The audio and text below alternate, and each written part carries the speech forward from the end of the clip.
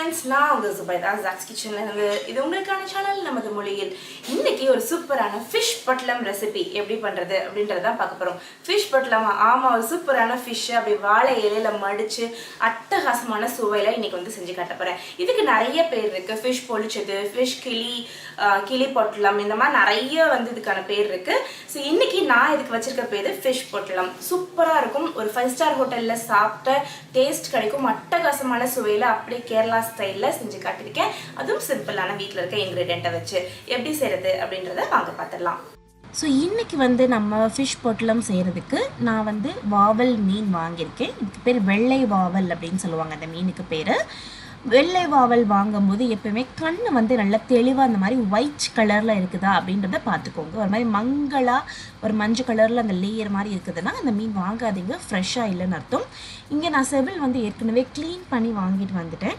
இல்லாட்டி அதையுமே உங்களுக்கு காமிச்சிருப்பேன். அந்த செவில் வந்து நல்ல ஒரு ரெட்டிஷ் கலரில் இருக்கணும், ஒரு ப்ரௌன் கலரில் இருக்கக்கூடாது. தூக்கி பார்த்தோம் அப்படின்னா ஒரு ரெட் கலரில் இருக்கணும். அதே மாதிரி இது வந்து பார்த்திங்கன்னா உங்களுக்கு 200 கிராம் வெயிட் இருக்கக்கூடிய மீன். ரொம்ப சின்ன மீனில் செஞ்சோம் அப்படின்னா அதில் வந்து சதையே இருக்காது. அதனால் ஒரு 150 கிராம்லேருந்து 250 கிராம் இருக்கிற அளவுக்கு மீனை வந்து வாங்கிக்கோங்க. ரொம்ப பெருசாக போனீங்கனாலும் அதில் உப்பு உள்ள வரைக்கும் இறங்காது, டேஸ்ட் இருக்காது. ஸோ இந்த மாதிரி வெயிட் இருக்க மீனை பார்த்து வாங்கி நல்லா க்ளீன் பண்ணி ஒரு முழு மீனை எடுத்து கழுவி இந்த மாதிரி கோடு போட்டு வச்சுருக்கேன்.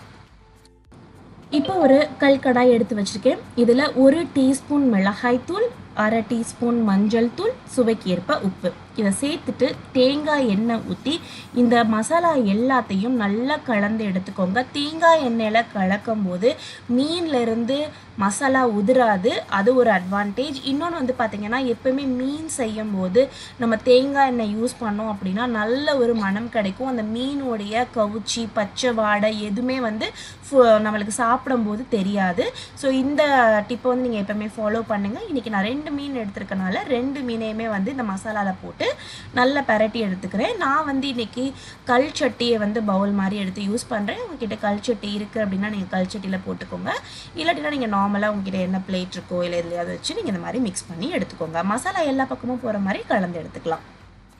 இப்போ இந்த மசாலா எல்லா பக்கமும் போகிற மாதிரி கலந்து எடுத்துக்கிட்டாச்சு. இப்போ அதை மூடி வச்சிடுறேன்.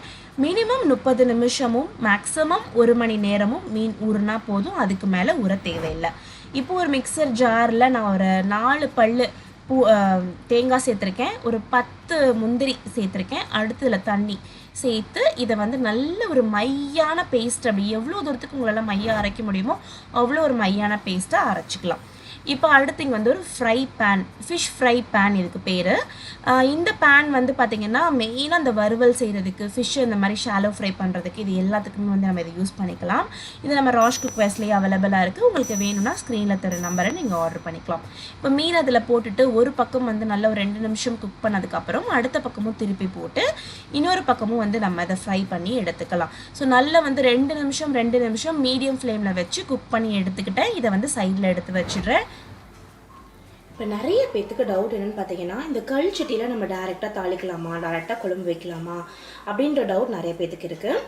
இது வந்து கல் சட்டி தான். இதுலேயே கடாய் மாடல், இந்த மாடல் வந்து பார்த்திங்கன்னா இது வந்து கடாய் மாடல் அப்படின்னு சொல்லுவாங்க.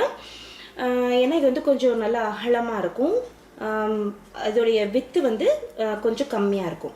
இதே கல் சட்டி தான் நல்லா டீப்பாக இருக்கும். இப்போ இதில் வந்து பார்த்திங்கன்னா கிட்டத்தட்ட நான் ஒரு 10 வாட்டி சமைச்சிட்டேன். என்னுடைய அடுப்போட சூடுக்கு இது நல்லா பழகிடுச்சு. அதனால இதில் டேரெக்டாக நான் வெங்காயம் தக்காளி எல்லாத்தையும் போட்டு வதக்கிக்க முடியும்.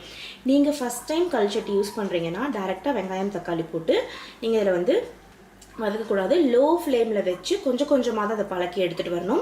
கரைச்சி விட்ட குழம்பு இந்த மாதிரிலாம் நீங்கள் வந்து இதில் செஞ்சுக்கலாம். ஸோ இப்போ அது கல் வந்து நல்லா சூடாயிடுச்சு. இப்போ நம்ம அதை வந்து வெங்காயம் தக்காளி போட்டு வதக்கிடலாம். இப்போ கல் நல்லா காஞ்சதுக்கப்புறம் இதில் வந்து 2 டேபிள் ஸ்பூன் தேங்காய் எண்ணெய் ஊற்றிட்டு ஒரு வெங்காயம் நல்லா பொடுசாக சாப் பண்ணி வச்சுக்கோங்க. அப்போ தான் அது நல்லா வந்து வதங்கும். அதுக்காக பெரிய வெங்காயம் தான் எடுத்திருக்கேன். அதை நல்லா பொடுசாக சாப் பண்ணி இதில் சேர்த்துக்கிறேன். வெங்காயம் நல்லா தண்ணி விட்டு வதங்கணும் அப்படின்றதுக்காக கொஞ்சமாக உப்பும் இதில் சேர்த்துக்கிறேன். சேர்த்துட்டு இது எல்லாத்தையுமே நல்லா வந்து வதக்கி விட்டுக்கிறேன். நல்லா இது வதங்கி வரட்டும். அதுக்கப்புறம் இதில் தக்காளி சேர்க்குறேன். 2 தக்காளி, நாட்டு தக்காளி பொடுசாக கட் பண்ணது சேர்த்துட்டு, பச்சை மிளகா 2 கொஞ்சம் பெருசாக தான் சேர்த்துருக்கேன், ரொம்ப மெல்லிசாக கட் பண்ணல. ஏன்னா குழந்தைங்க சாப்பிடும்போது வாயில் போச்சுன்னா அவங்களுக்கு ரொம்ப காரமாக இருக்கும். அடுத்து கொஞ்சமாக வந்து கருவேப்பிலை சேர்த்துட்டு இதை எல்லாத்தையும் நல்லா கலந்து விட்டுக்கலாம். அந்த தேங்காய் எண்ணெய் ப்ளஸ் இந்த கருவேப்பிலையோடைய மனம் வந்து பார்த்திங்கன்னா அவ்வளோ அட்டகாசமாக இருக்கும். இந்த இடமே வந்து அப்படியே மணக்க இருக்குது அப்படின்னு தான் சொல்லணும். இதில் மிளகாய்த்தூள் 1/2 ஸ்பூன், 1/4 ஸ்பூன் மஞ்சள் தூள் சேர்த்துட்டு இது எல்லாத்தையுமே நம்ம வந்து மொத்தமாக கலந்து விட்டுடலாம். ஏன்னு பார்த்தீங்கன்னா மீன்லேயும் நம்ம வந்து மிளகாத்தூள் சேர்த்துருக்கோம், அதனால் காரம் வந்து இதில் பார்த்து சேர்த்துக்கலாம். பச்சை மிளகா காரமும் இருக்குது இதில். அடுத்து நம்ம அரைச்சி வச்சுருந்த தேங்காய் அண்ட் முந்திரி பருப்போடைய பேஸ்ட்டை அதில் சேர்த்துடலாம். தேங்காய் அண்ட் முந்திரி பருப்பு சேர்த்துருக்கனால கிரேவி நல்லா திக்காக வரும். ஸோ அதனால் நம்மளுக்கு கொஞ்சம் தண்ணி ஊற்றி நம்ம அட்ஜஸ்ட் பண்ணிக்கலாம். ஃபஸ்ட்டு இதை நல்லா வந்து இந்த வெங்காயம் தக்காளியோட மிக்ஸ் பண்ணதுக்கப்புறம் இதில் வந்து அந்த ஜார்லேயே கொஞ்சமாக தண்ணி ஊற்றி இந்த தண்ணி இதில் சேர்த்துக்கிறேன். ஏன்னா பாருங்கள் நல்லா திக்காக இருக்குது இல்லைங்களா, அந்த தண்ணியவே இதில் எக்ஸ்ட்ராவாக சேர்த்துட்டு திரும்பவும் வந்து அந்த ஒரு கெட்டியான செமி கிரேவி கன்சிஸ்டன்சி. நல்லா இருக்குல்ல இவ்ஸா, டேஸ்ட்டாக இருக்குல்ல? சொல்கிறாங்க இவ்ஸா, மீன் வேணுமா? நல்லா அதை வந்து வதக்கி எடுத்துக்கிட்டாச்சு. இப்போ வந்து பார்த்திங்கன்னா இந்த வாழை இலையை லைட்டாக அந்த மாதிரி சூடு பண்ணுறேன். சூடு பண்ணதுக்கப்புறம் இதை வந்து எடுத்துட்டோம் அப்படின்னா நம்மளுக்கு மடிக்கிறதுக்கு ஈஸியாக வரும், இலை வந்து கிளியாது. இப்போ மீன் ரெடியாக இருக்குது, வாழை இலையை சுட்டு ரெடியாக இருக்குது, நம்ம ரெடி பண்ண கிரேவியும் அட்டகாசமாக ரெடியாக இருக்குது. இப்போ நம்ம ரெடி பண்ண கிரேவியை வாழை இலையில் அழகாக இந்த மாதிரி வந்து ஸ்ப்ரெட் பண்ணி வச்சிடலாம். அடுத்து நம்ம ஃப்ரை பண்ணி வச்சுருக்க மீனையுமே அப்படியே வச்சிடலாம். உங்களுக்கு ஃபுல் மீனாக வேணாம், துண்டு போட்டு செய்யணுன்னாலும் நீங்கள் துண்டு மீன்லேயும் இது செய்யலாம், ரொம்பவே நல்லாயிருக்கும். நடு முள் இருக்கிற மீன் எதுனாலும் நீங்கள் யூஸ் பண்ணிக்கோங்க. அடுத்து இது எல்லாத்தையும் இந்த மாதிரி ஃபுல்லாக ஈக்குவலாக எல்லா பக்கமும் இந்த மசாலா ஸ்ப்ரெட் ஆகிற மாதிரி ஸ்ப்ரெட் பண்ணிவிட்டு, எனக்கு ரொம்ப சின்ன இலை தான் கிடச்சிது, அதனால் மேலே ஒரு இலையை வச்சு கவர் பண்ணியிருக்கேன். உங்களுக்கு அகலமான இலை கிடைக்கிது அப்படின்னா ஒரே இலையிலே நீங்கள் வந்து மடிச்சிடலாம்.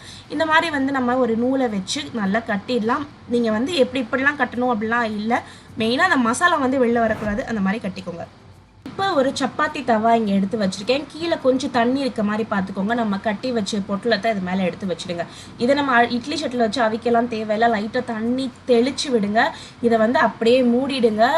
லோ ஃப்ளேமில் ஒரு 5 நிமிஷம் விடுங்க, நல்லா சூடாயிடும், அட்டகாசமாக ரெடி ஆகிடும். பார்த்தீங்கன்னா தெரியும் எவ்வளோ தூரத்துக்கு சூப்பர் ஃப்ரெஷ்ஷாக ஒரு சப்பாத்தி தவாவில் மீன் பொழிச்சது ரெடி பண்ணிட்டோம் அப்படின்னு. இதை அப்படியே நம்ம வந்து ஒரு பிளேட்டுக்கு மாற்றிடலாம். ஒரு பிளேட்டுக்கு மாற்றிட்டு இதை நான் வந்து ஓப்பன் பண்ணி காட்டுறேன் பாருங்கள், எவ்வளோ தூரத்துக்கு சூப்பராகவும் அட்டகாசமாகவும் இருக்குது அப்படின்றது உங்களுக்கு தெரியும்.